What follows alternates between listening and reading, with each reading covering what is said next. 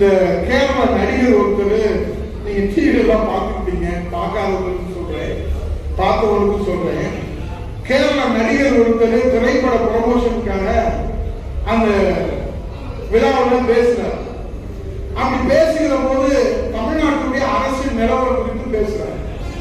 அப்படி பேசிக்கிட்டே வருகிற போது நகைச்சுவையாகவும் நையாண்டியாகவும் பேசுறதா நினைச்சுக்கிட்டு, நான் முதலமைச்சர் ஆகிற போது அவங்க கூட நடித்த நடிகையை சொல்றாரு, நான் முதலமைச்சராக வருகிற போது என்னோடு நடித்த அந்த நடிகை நவ்யா சேலத்துக்கு வந்து முன்வரிசையிலே உட்கார்ந்து கண்கலங்கி அந்த காட்சியை பார்க்க வேண்டும் என்று அவர் நையாண்டி தோரணியிலே, நக்கல் தோரணியிலே, நகைச்சுவை தோரணியிலே அவர் பேசியிருந்தாலும், இது விஜய் முதலமைச்சராக பதவி ஏற்பு விழாவிலே நையாண்டி நக்கல் செய்ததாக நாம் கடந்து போக முடியாது.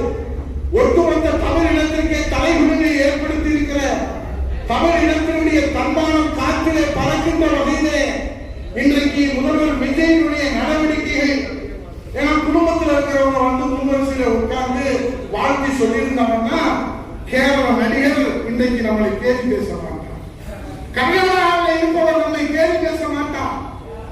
இன்றைக்கு இருக்கக்கூடிய உலகத்தில் இருக்கக்கூடிய இந்தியாவில் இருக்கக்கூடியவர்கள் எல்லாம் இது தமிழினத்தை இன்றைக்கு கேள்வி பேசுகிறார்கள் என்று சொன்னால், உலகத்திலேயே ஒருவர் முதலமைச்சராக பதவி ஏற்கிற போது அவர் தாலி கட்டிய மனைவியும் அவர் பெற்றெடுத்த பிள்ளையும் அவர் முதலமைச்சராக அல்ல, எந்த பதவியிலே பதவியேற்பு விழா வந்தாலும் அந்த விழாவிற்கு நாங்கள் வரமாட்டோம் என்று அந்த குடும்பம் புறக்கணித்திருக்கிற ஒரு முதலமைச்சர் என்று சொன்னால், அந்த விஜயை வைத்து இந்த தமிழ்நாடு தூக்கி கொண்டாடுகிறது என்று சொன்னால், அந்த விஜயை வைத்து ஒழுக்கங்கட்ட விஜயை வைத்து இந்த தமிழ்நாடு தலையை தூக்கி கொண்டாடுகிறது என்று சொன்னால், தமிழ்நாட்டை கேள்வி பேசாமல் என்ன செய்வாங்க?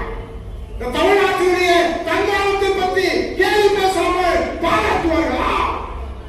இந்த தமிழ்நாட்டை பற்றி பேசாமல் என்ன செய்வார்கள்? அவை தலை குடித்திருக்கிறது தமிழ்நாடு. இன்னைக்கு கேளுங்க, ஏதாவது பேசினா ஏன்பா அப்படி அநாகரிகமா பேசுறேன்னு சொல்றாங்க. அவர் சட்டசபையில கேட்கணும், இங்க இருந்த அப்பாவை நான் கேட்கிறேன், அவர் நையாண்டியா பேசலாம், நகைச்சுவையா பேசலாம்.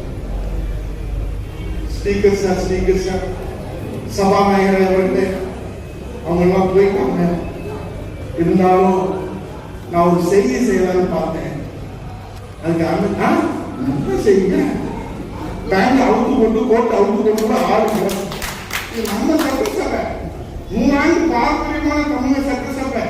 மூலறிஞர் ராஜராஜி, பேரறிஞர் அண்ணா, புரட்சித் தலைவர் எம்ஜிஆர், புரட்சித் தலைவி அம்மா தமிழ்குலசாமி அம்மா அவர்கள், எடப்பாடி அவர்கள் முதலமைச்சராக இருந்த இந்த சட்டசபை. நீங்க நல்லா ஆடுங்க, கோட்டை கொண்டு கூட ஆடுங்க. அதுக்கெல்லாம் போல ஒரே ஒரு செய்யுங்க. முதலமைச்சர் எவ்வளவு பெரிய செய்தி செஞ்சிருக்காரு. இவன் போறான் பீச்ல.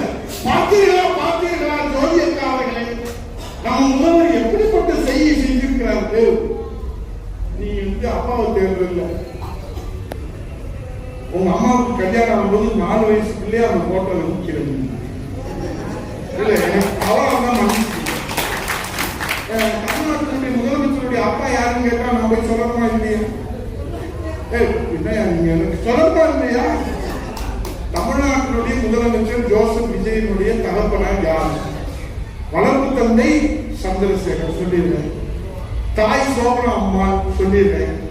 ஆனா 4 வயசுல அந்த கல்யாண போட்டால நிக்கிறீங்களே, அப்ப ஒரு பெற்ற தந்தையாருடைய பெயரை நீங்கள் சொல்வதற்கு ஏன் தயங்குகிறீர்கள்? இந்த தமிழ்நாட்டுக்கு ஏன் தலைமுறையை ஏற்படுத்தி உங்க அப்பா பேரை சொல்றதுக்கே உனக்கு யோகியம் இல்லை. நீ சட்டசபையில் வந்து எங்க அப்பாவை காணணும்னு தேடுற.